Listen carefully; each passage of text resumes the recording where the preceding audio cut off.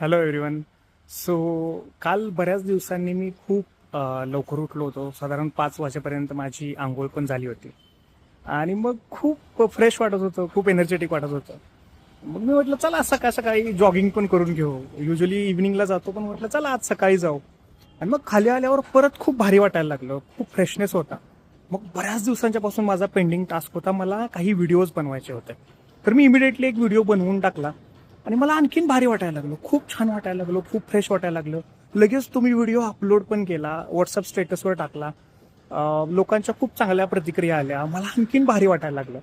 आणि मग मी घरी गेलो आणि घरी गेल्यावर सगळ्यात पहिला मेसेज माझ्या काय मित्राचा आला आणि त्याची त्या व्हॉट्सअप स्टेटसवर कमेंट होती की अरे आंघोळ तरी करायची.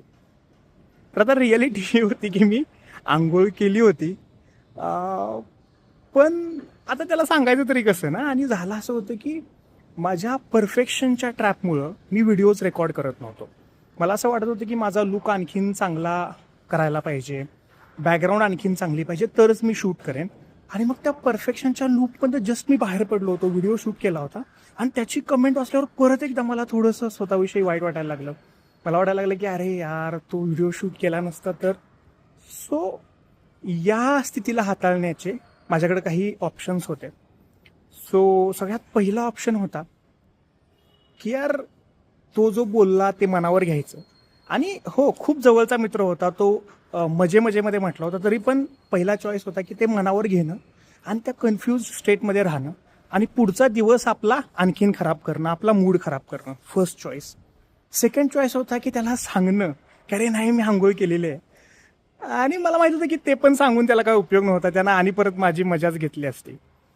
तिसरा ऑप्शन होता जो इम्पल्सिव्हली आला, की तो असा मित्र आहे की ज्याच्यासोबत आमचं बोलणं काही शिव्यांनीच सुरू होतं. काही दोस्त असतात आपल्या आयुष्यातले की ज्यांच्या सोबत बोलताना मजेमध्येच 2-4 शिव्या येऊन जातात. सो मी त्याला 2-4 शिव्या देऊ शकलो असतो. हा पण चॉईस माझ्याकडे होता. पण मग मी सगळं अनालिसिस करून एक चॉईस चूज केला. मी फक्त एक्नॉलेज केलं, आंघोळ करायला पाहिजे होती, just I gave a thumbs up. आणि मी म्हटलो की बाकी कसं चाललंय, आणखीन काय विशेष. मग हे केल्यामुळे झालं काय, माझी मनस्थिती परत एकदा पॉझिटिव्ह झाली, माझा मूड परत एकदा अपलिफ्ट झाला, माझी एनर्जी परत एकदा बदलली आणि त्या एनर्जीनं मला थ्रू आउट द डे आणखीन छान पद्धतीनं काम करता आलं. तर मी हे तुम्हाला का सांगतोय, बऱ्याच वेळेला इमोशनल इंटेलिजन्स म्हणजे आपल्याला काहीतरी खूप हेवी असं वाटतं. पण तसं पाहिलं तर इमोशनल इंटेलिजन्स हा खूप सोपा आणि डे टू डे आयुष्यामध्ये वापरता येणारा विषय आहे.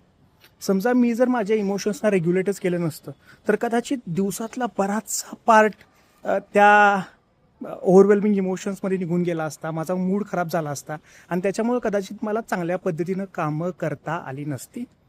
But because I was able to process my emotions, because I was able to regulate my emotions, माझा पुढचा दिवस खूप छान गेला. सांगायचं तात्पर्य एवढंच की इमोशनल इंटेलिजन्स हा विषय खूप सोपा आहे आणि आपल्या डेली आयुष्यामध्ये वापरू शकतो आणि आपलं आयुष्य आणखीन सुंदर, आणखीन मिनिंगफुल बनवू शकतो. Signing off, Ashish Gurav, your emotional intelligence trainer.